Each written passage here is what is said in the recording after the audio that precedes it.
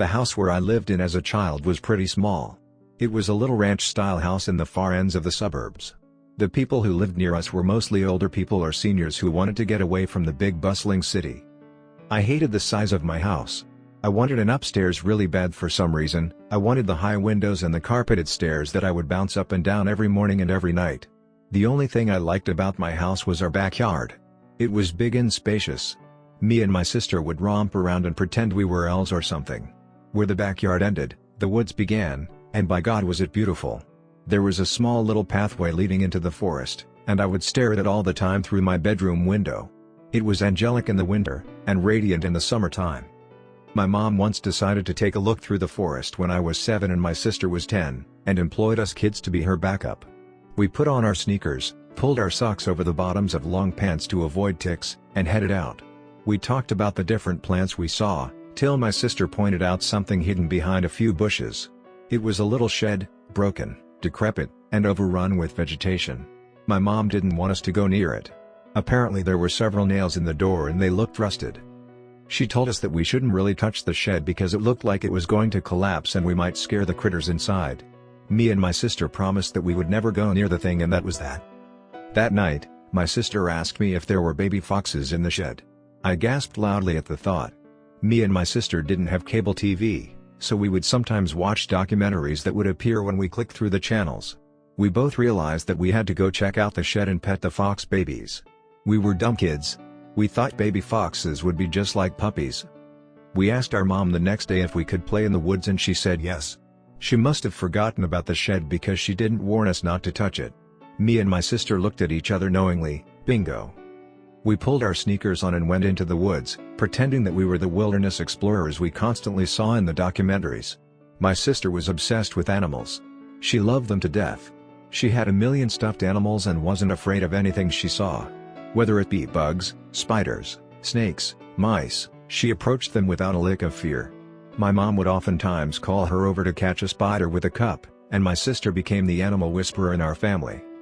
My sister took the lead in our journey to the shed, only stopping if I was lagging behind.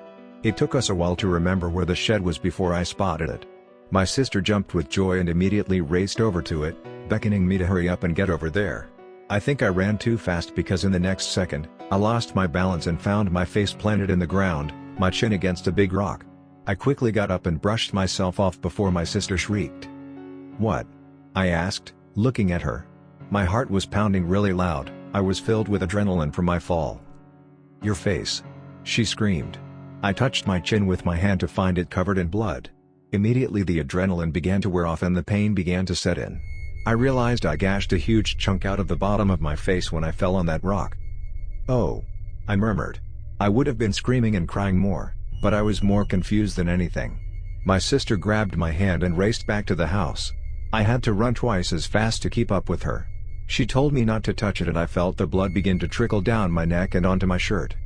When my mom saw me, she looked like she was going to faint. It looked a lot worse than it was, but either way all three of us piled into the car and raced to the hospital.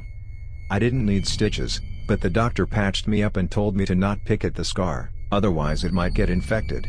He gave me a candy for not crying and sent me on my way. The car ride home was pretty silent, but my mom didn't punish us for anything. She knew that kids were clumsy, we were bound to get hurt once in a while. But us kids did not tell her that it happened near the shed. When we got home, my sister told me that I shouldn't go in the woods anymore.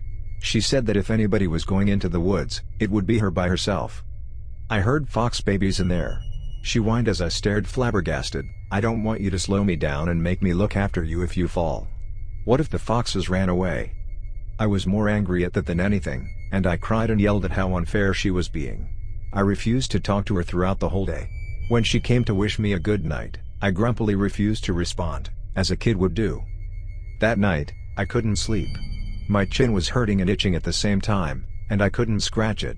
I rolled around in bed, trying to fall asleep, but I couldn't. I just got up and walked over to the kitchen to perhaps get a midnight snack. I glanced outside the kitchen window to see my sister in the backyard, slowly walking towards the woods. At first, I was confused. Where was she going so late at night? Then, I realized, she was going to see the foxes. She wanted to go as soon as possible without making me throw a tantrum and telling our mom. So, she waited till everyone was asleep. I was absolutely furious, but I didn't want to prove her right by tattling on her. Instead, I ran over to get my shoes and socks, tugged them on, before quickly and quietly walking out the back door and sprinting towards the woods. I forgot to bring a flashlight with me, but the moon was pretty bright, so I knew my way.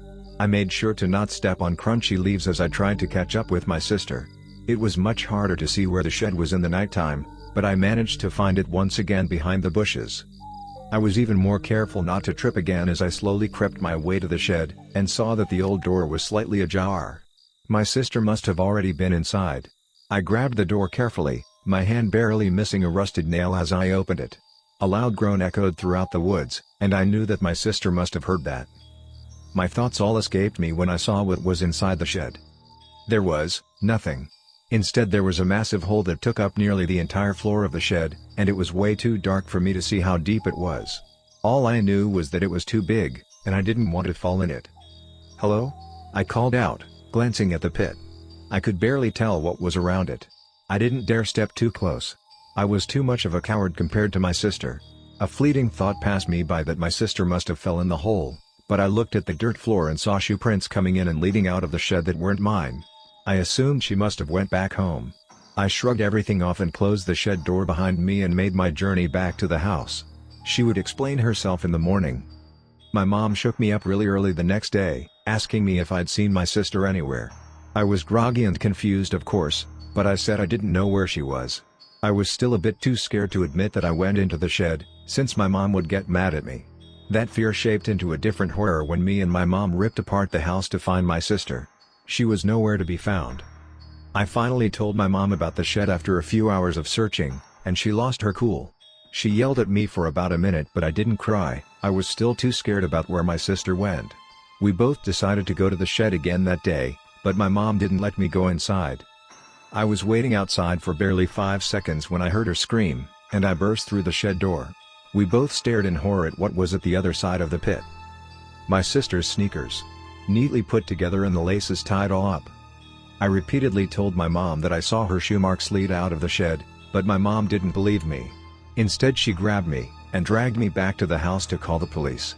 She was crying so hard, and I felt awful for going to that shed in the first place. After she made the call, she hugged me tightly, and said that she forgave me, and that we had to pray for my sister to show up unharmed. The police conducted a big investigation. A few cops scoured the woods with dogs to hopefully find my sister, while some others tried to look into the hole. I refused to stay inside the house while this was going on, and no one had the guts to chase me away. I just wasn't allowed in the shed. I was fine with that. A police officer let me pet his dog for a little bit, and that calmed me down a whole lot. I was convinced that she took off her shoes and went down the hole in the ground. The police left the shed and told us that there didn't seem to be a bottom or that the pit was incredibly deep. It just went on and on and on. My mom cried when they said that if my sister fell down there, they wouldn't be able to retrieve the body.